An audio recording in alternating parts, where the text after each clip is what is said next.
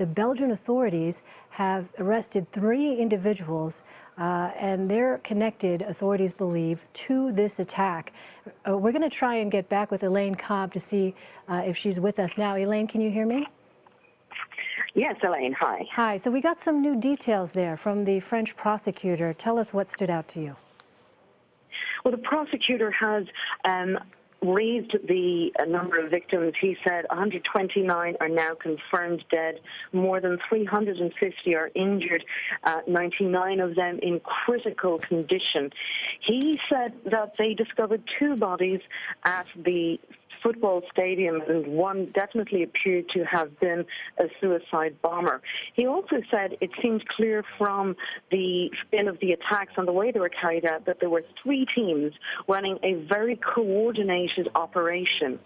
They're trying to identify who they may have been, and so the police have already formally identified one of the terrorists, who was a young man born in November 1985. He was known to the police, but only as a petty criminal. He'd been convicted 8 times, but he never served jail time.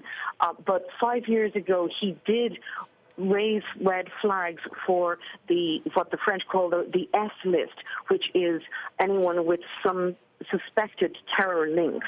So he had been on this list. Now, that doesn't mean he was suspected of being actively involved, but it means he had raised a red flag so that if he had been traveling, for example, any customs officer looking at the passport could have checked and said, oh, wait a minute, we may want to talk to you a bit more. And Elaine, we also heard a little bit of the information regarding the 3 individuals who were arrested. What did he tell us about that? He said that they live in Belgium. Yes, the Belgian authorities got involved in this because the 2 vehicles used in the attacks in Paris, specifically at the Bataclan concert hall, were registered in Belgium. They had Belgian license plates. They had been rented and they were traced back. One of them was traced back to a Frenchman resident in Belgium. So they contacted the Belgian authorities immediately, and that's where the arrests came from there. And of course, the Belgian authorities confirming that they had carried out that search and come up with the suspects there. Elaine, we are just getting some new information into our CBSN newsroom. According to a U.S. law enforcement official, 1 American has died in these attacks. That's from our senior producer with our investigative unit, Len Tepper, who tells us a U.S. law enforcement official is now confirming 1 American has died in that attack. Elaine, I want to ask you about what he said, what the French prosecutor said regarding how heavily armed these terrorist groups were. What did he tell us about that? He told us that they were heavily armed and that they were, there was a certain level of explosive devices they had with them. I'm sorry, I haven't noted the entire lot here, but there was reference to the suicide bombers at the stadium who wore explosives and detonated the explosives as they were in the stadium. We know also that the prosecutor said Iraq and Syria were mentioned as well. Yes, Syria and Iraq are, of course, the places where many of the jihadis from France have been trying to go to fight with Islamic State militants. And that is largely what gets people onto the French terror watch list, because they have a list of some 1,200 people, possibly more, who have either been to Syria or northern Iraq, or who have been trying to go, or who have come back.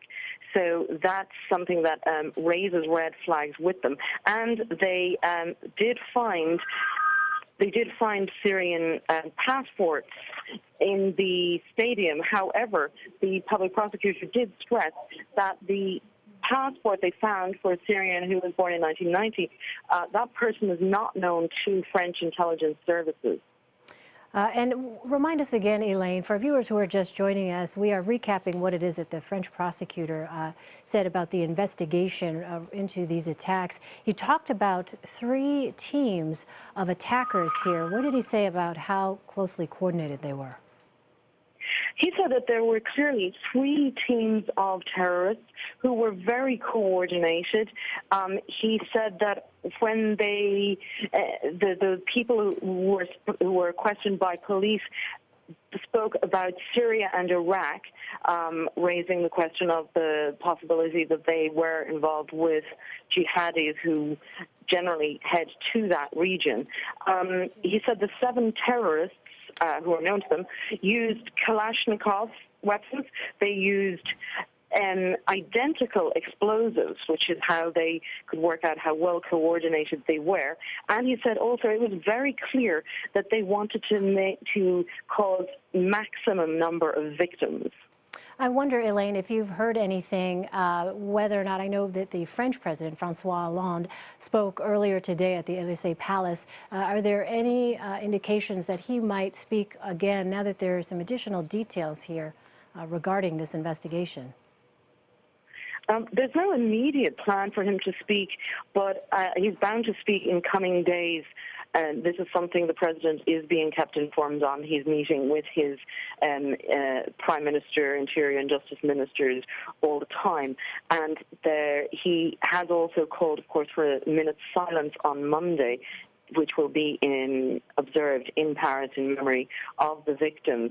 So the president is definitely being kept informed.